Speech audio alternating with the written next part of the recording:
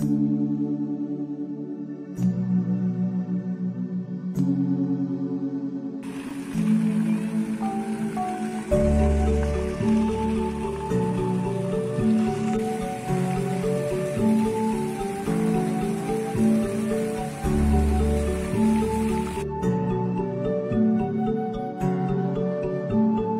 belakang komplek dalam Kadipaten Banyumas atau Komplek Kota Lama Banyumas terdapat sumur berdiameter 15 cm dengan kedalaman 3 meter yang telah bertahan selama berabad-abad.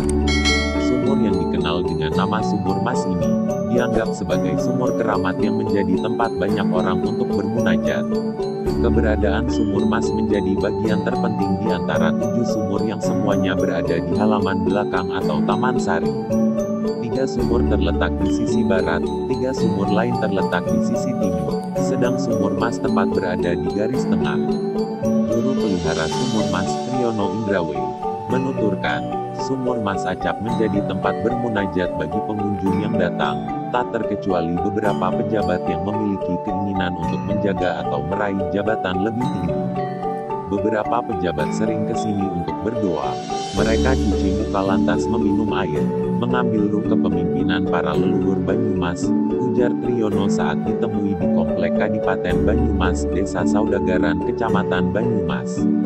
Menurut Triyono, kejadian-kejadian yang tidak disangka kerap terjadi dengan Sumur Mas. Bisa jadi saat musim hujan, sumur kering, sedang saat musim kemarau air lancar mengalir. Keunikan yang lain, setiap bulan Ramadan, air sumur hanya akan tersedia selama 3 hari setelah malam Jumat Kliwon. Seorang pejabat berkali-kali gagal menimba padahal sumur dipenuhi air. Bisa jadi pula, air yang dikenal jernih di Sumur Mas ini, tiba-tiba keruh saat ditimba, kata Triyono.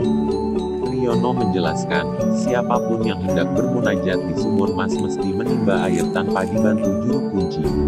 Mereka yang datang dan memiliki kepentingan dengan Sumur Mas juga disarankan memenuhi sejumlah syarat. Perkakas timba untuk menimba airnya juga khusus, yakni tempurung kelapa gading yang memiliki makna ingatan pada leluhur dan benang merah yang melambangkan kesetiaan, tambah Triyono. Keberadaan Sumur Mas di Komplek Kadipaten Banyumas memiliki kisah yang menjadi latar belakang keberadaannya. Triyono menceritakan, pada tahun 1708 seorang lelaki priayi bertapa di Wanaseti, perbukitan angker yang kini jadi bagian wilayah Desa Binangun, Kecamatan Banyumas, Kabupaten Banyumas. Ketika matahari mulai tenggelam, terlihat suatu garis cahaya tak biasa tegak lurus menyentuh daratan menembus rindang hutan belantara. Pertapa itu memahaminya sebagai wangsit, lantas ia berjalan bertelanjang kaki menuju titik garis cahaya itu. Kejadian ini bersamaan dengan kondisi wilayah Banyumas yang tengah mengalami kisruh politik. Pertapa berdarah biru bernama Raden Malik Gandakusuma yang kelak tersohor sebagai Yuda Negara II Bupati Banyumas ke-7 ini, berusaha menenangkan batin di Wanaseti.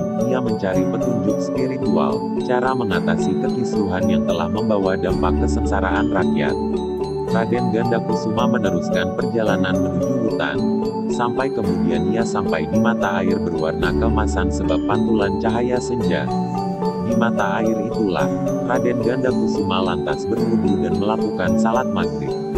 Mendekatkan diri pada Pencipta, ia mendapat bisikan agar memindah pusat pemerintahan di wilayah mata air itu berada.